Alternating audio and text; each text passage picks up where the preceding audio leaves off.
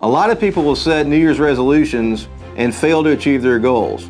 And the reason the people don't achieve their goals isn't because they're not smart enough. Missed it by that much. It's not because they're afraid to hit their goals. It's because they don't know how to set their goals well.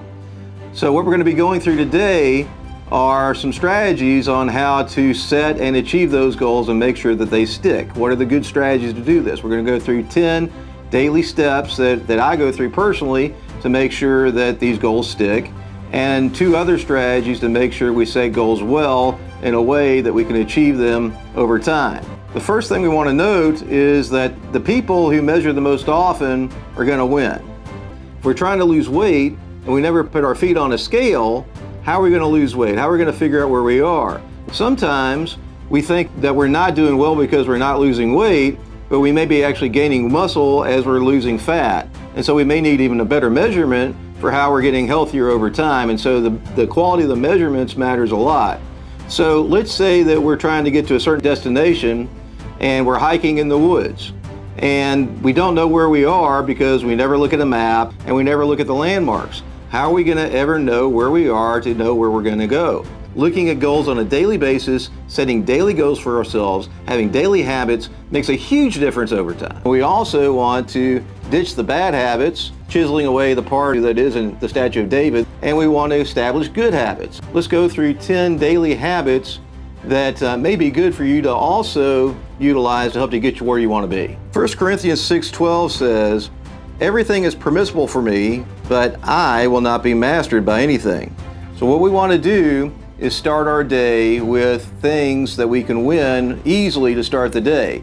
A lot of times people, they wake up and they may be a little groggy and may not want to start the day right off. You can start slow. You don't have to jump out all excited and ready to go. You can start slow, but the key is we want to get started. If you want to change the world, start off by making your bed. If you make your bed every morning, you will have accomplished the first task of the day. It will give you a small sense of pride, and it will encourage you to do another task, and another, and another. And by the end of the day, that one task completed will have turned into many tasks completed. Making your bed will also reinforce the fact that the little things in life matter.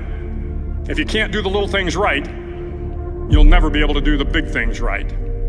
And if by chance you have a miserable day, you will come home to a bed that is made, that you made. And a made bed gives you encouragement that tomorrow will be better. And on my mirror at home, I have a list of 10 daily activities that I want to make sure that I get done for the day. The first one is just to work out, to stretch, and get in 20 minutes of cardio. Now, there are some days where you may want to get in a more involved workout, but just stretching and getting in 20 minutes of cardio, that's something that just about everybody can do. So another thing we like to do is to meditate, get in some good creative thinking time, take some time to study the Bible. Doing that can get you off on the right foot, get you thinking about the right types of things, the things that are empowering rather than disempowering. Usually when I'm in the shower, I do my daily affirmations. One of my daily affirmations is, "I enjoy life and happily achieve." It used to be that I'd be a high achiever, but I wasn't enjoying myself as I was doing it. And so I developed this affirmation, "I enjoy life and happily achieve." And to better train my subconscious, I've actually turned it into a question. So it's, how can I better enjoy life and happily achieve God's purpose for me in my life? And so I like to go through that every morning.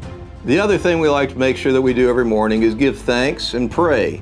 It's good to pray, good to ask God for what you want for the day. Usually I spend a lot of time asking God to help me be the type of person I want to be in order to achieve my goals and be good for other people. Another thing that we like to go through is what we call the happiness recipe. And quite a few years ago, I attended a conference. I got to see Sean Anker speak. And Sean Anker is a Harvard PhD, and he wrote the book on happiness. And he found that successful people aren't necessarily happy, but typically it goes the other way around. You have to be happy in order to become successful. And the first thing to do is to think of what you're grateful for. Usually just write down 3 things that you're grateful for. On this page right here, it has a few different days of the week where you can write down what you're grateful for. And it trains you to be thankful so you can start your day in a positive light.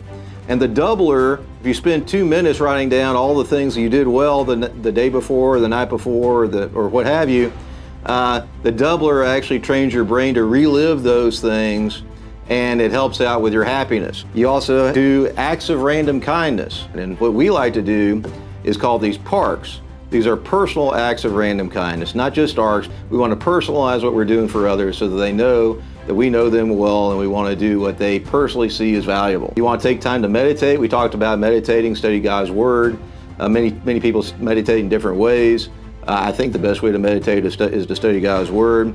And then do the Fun 15. You take 15 minutes to do something fun for the day, and that helps rejuvenate you. Maybe you'll do it in the middle of the day, and so doing the Fun 15 can actually help quite a bit. So those are the things that we find help.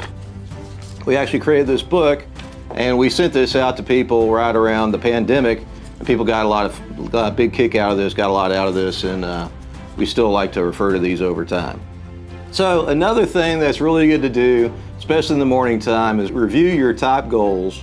What are the top goals you want to achieve for the year, for the quarter, for the month, for the day? How far have you broken it down? If you're breaking it down by the day, you have a much higher chance of achieving those because you're grading yourself every day and you're looking at where you are throughout the day to see how you can make those goals. What we want to do is break that down as much as we can. We want to set rocks for the year and set rocks for the quarter. We want to get the big goals out first. These are the rocks. The big goals are the rocks. Because if you put the pebbles and the sand in first, it's hard to fill the bucket. But if you put the rocks in first, then you can put the pebbles in, then you can put the sand in, and then you can put the water in, and you fill it up a lot easier when you put the rocks in first.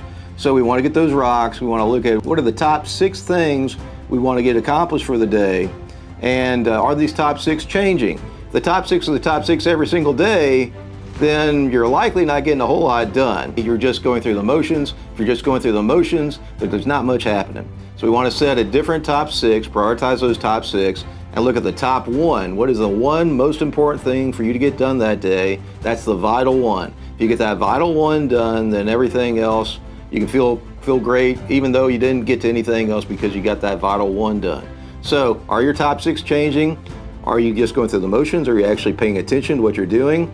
And what is that vital one? You want to look at accomplishing that vital one. So we want to get 1 part done per day, and that again is personalized acts of random kindness. We talked about that a little bit earlier, but if you get 1 in per day, that can make a difference in somebody's life, help brighten their day, and it actually brightens your day, possibly even more than it brightens their day. We want to journal positive experiences. Your brain will double down on the good and the wins, and it's like reliving it all over again. And so we also want to look at ending our day reading uplifting material and books. That can also help us end the day on a good note and have good positive nighttime listening. A lot of time we watch some nasty movies at night. We might fall asleep watching those nasty movies, and it's not the best for our nighttime sleep patterns. So we want to make sure that we're scoring our day. How many of these things did we get done during the day? If we got all 10 done, then that's great. If we got 9 done, that's great too. But if we're scoring our day, we're getting a lot of these positive things done during the day. We can feel good about that.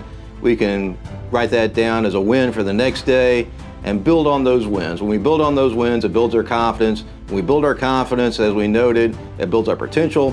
When we build our potential, we want to take massive action. It allows us to take that massive action, and then we get those great results, and that happens on a daily basis. Proverbs 14:23 says that all hard work brings a profit, but mere talk leads only to poverty. So what we want to look at is how to set goals, and a good framework for this is setting OKRs. These are objectives and key results. And Andy Grove, some of you may know who he is, he led Intel to prominence from the 70s on through the 90s. Andy Grove came up with the concept of OKRs, and he says that it doesn't really matter how smart you are, it's all about execution. Execution is what matters, following the systems to get to where you want to be. And we want to set objectives, which is the where we want to go, and then we have the key results, which is the how we want to get there. John Doerr wrote a book on that called What Matters. He was a partner in P.A.R.K.s, and you may be aware of P.A.R.K.s was a venture capital firm that actually provided the seed capital for Google. And when he was meeting with the people in Google, Larry and Sergey, he actually came to them with this framework of objectives and key results. In 1999, I introduced OKRs to Google's co-founders, Larry and Sergey. Here they are 24 years old, in their garage. And Sergey enthusiastically said he'd adopt them. Well, not quite. What he really said was, we don't have any other way to manage this company, so we'll give it a go. This was a good framework for them, and they use this framework even today in helping their people achieve audacious, inspiring, and meaningful goals to help propel them in the future. Proverbs 21:5 says, the plans of the diligent lead to profit. So it doesn't matter how smart you are, it matters that you're setting SMART goals. SMART goals are specific, measurable, attainable, realistic, and time-bound. So let's get into specific first. Specific goals have a desired outcome that is clearly understood. We know exactly where we want to be. We have it all mapped out as to exactly what we want it to look like.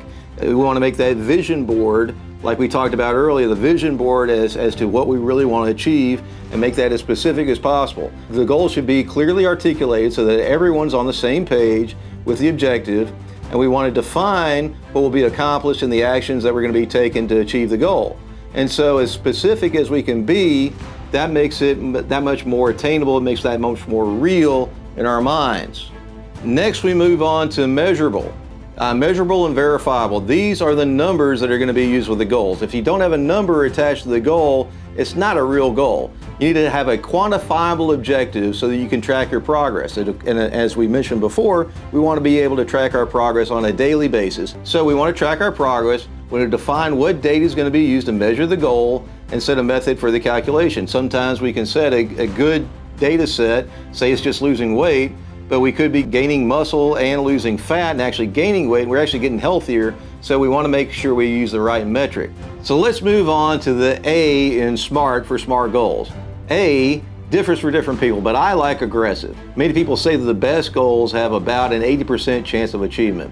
Sometimes you won't achieve those, but that's okay. You want to set lofty enough goals that you are going to hit them a lot of the time, but not hit them some of the time, because otherwise you're not going to stretch to hit that goal.